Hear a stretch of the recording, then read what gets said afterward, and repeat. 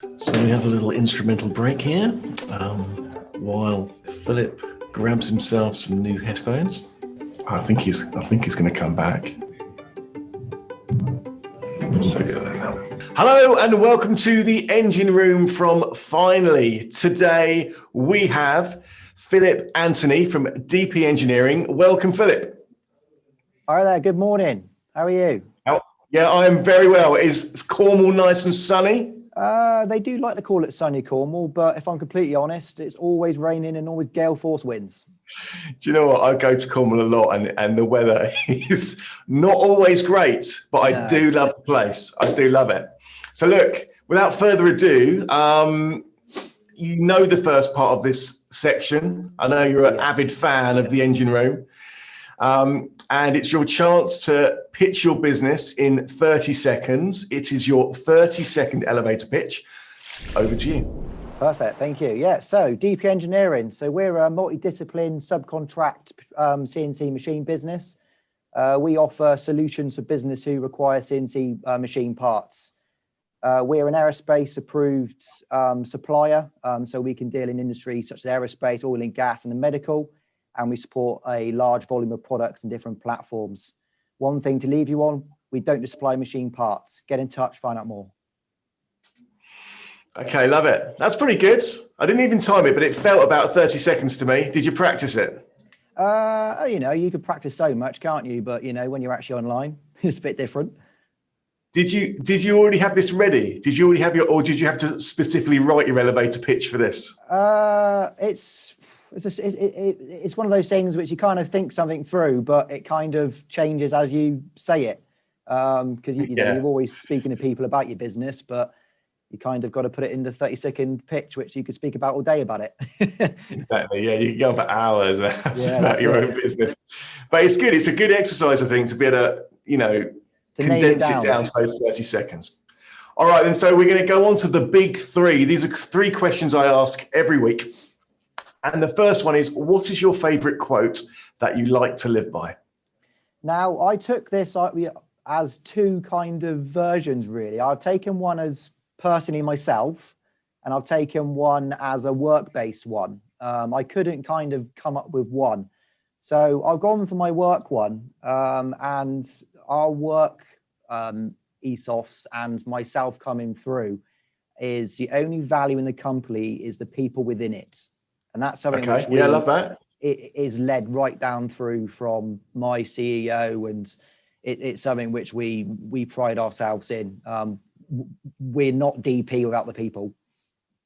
And then 100%. Outside of DP, everyone's going to say it's very cheesy, but I've gone for the Mr. Henry Ford. If you always do what you've always done, you always get what you've always got. And I've constantly and kind of changed the way that I live outside of work now, coming from manufacturing. My partner absolutely hates me for it, but we never stand still. We always got to change, always got to think outside the box. And I think it's something that's got me to where I am now, just having that in the background and always playing in my head all the time. Yeah, I think that's a great philosophy. It's very much like, that's kind of our philosophy here too. And it's kind of what we try and get our clients to see, that if you want to grow your business better, you have to think in a different way. You have to do things differently to everyone else. And from a marketing perspective, well, things are always moving so fast. From when I was in marketing, when I started 25 years or so ago, how it's changed in that time is crazy. That's it.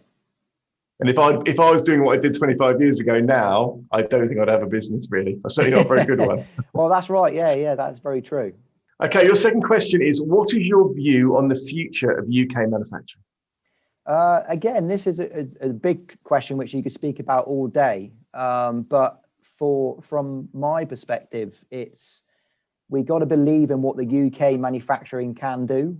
I think there's a lot of big groups out there now, which the backbone of UK manufacturing, all the good news stories is absolutely brilliant. And once we believe what we can do, what can't the UK do?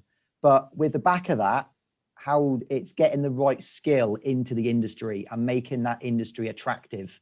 How can you make sure that the talent coming through the schools is right to where UK manufacturing is going.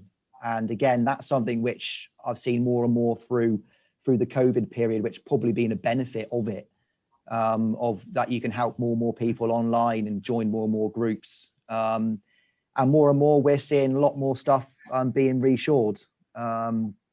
And it's something which we've seen as our competitors now being more of a collaboration approach. Are they competitors? Is something which we're now looking at. We should all be teaming up. We all have our skill, we all have our knowledge. Why not share it? Yeah, that's brilliant. I think driving a business forward through partnerships is crucial. And you know what? Working together, you just get so much more done. And there's probably a bigger opportunity to be had if you do work together rather than all fighting for a smaller thing. So that's right. That's really good. Yeah. Love that, Philip. What is the biggest lesson you've learned during your time in manufacturing? The biggest thing that I've learned is you've got to put yourself in the shoes of the customer.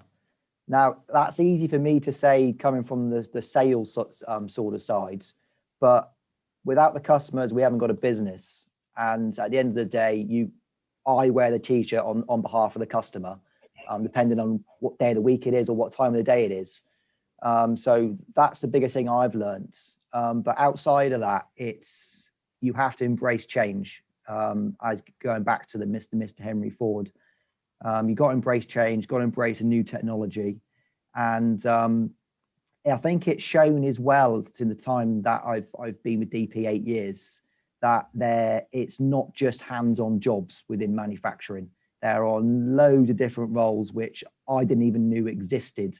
That's outside of on the tools or actually, in your stores or anything like that, that you wouldn't know goes on in manufacturing. Do you think, being, manufacturing a while, do you think your customer, what they're looking for has changed over recent years? Yes, I think it has changed. So we from our point of view, we see it as, we used to see, here's a product, please can you quote this? Now it's, here's a project, can you quote this? And that's where it kind of gone into, okay, well, we can't quote all that project because our key skills are in CNC machining, in the technical support.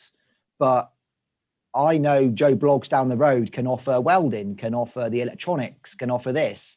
And customers are coming to us now asking to supply the whole package. So yeah, I think it has changed, and I think it will continue to change as things grow and more people collaborate.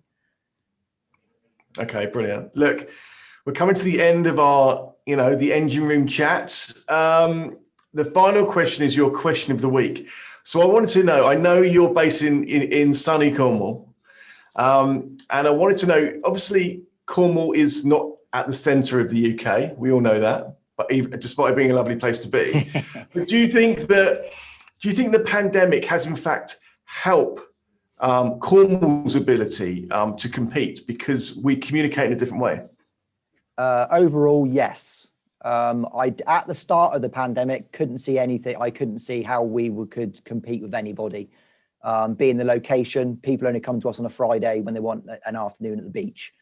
Now you can log straight onto a call, you can log onto Zoom, you can be anywhere in the UK or around the world. It's enabled us to share technical support. It's enabled us to share all our CAD/CAM files online at the click of a button. We couldn't have done that before. It would be someone driving up and down the A30, M5 or wherever you're going. So it's put Cornwall outside of Cornwall, I would say. You can jump onto anything or anywhere with a simple accept button. So for us, we've met, I don't know how many different people throughout the COVID period that we would never have dreamed of meeting, you being one of them. Well, there you go. Couldn't dream of meeting me. But I mean, that is a great thing, about what's happened. Obviously, it's been horrific 12 months or so. But what has come out of it is technology has been put at the forefront. So we've all been forced to change our technology and improve our technology. And we've been forced to change the way we work.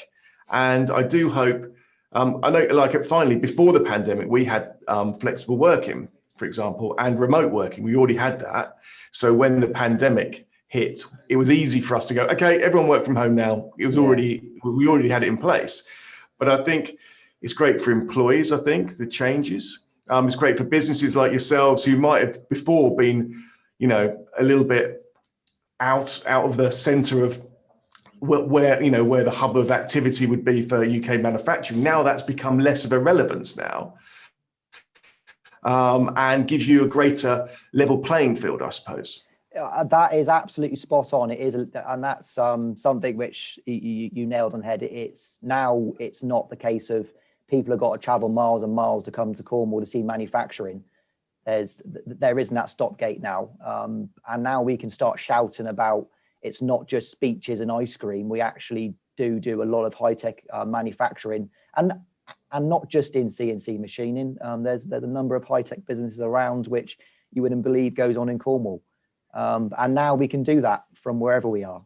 Look, Philip, it's been really good having you on the Engine Room. Thank you so much. This was Phillip Anthony of DP Engineering. Thanks for being on the Engine Room. Cheers, Steve. Take care.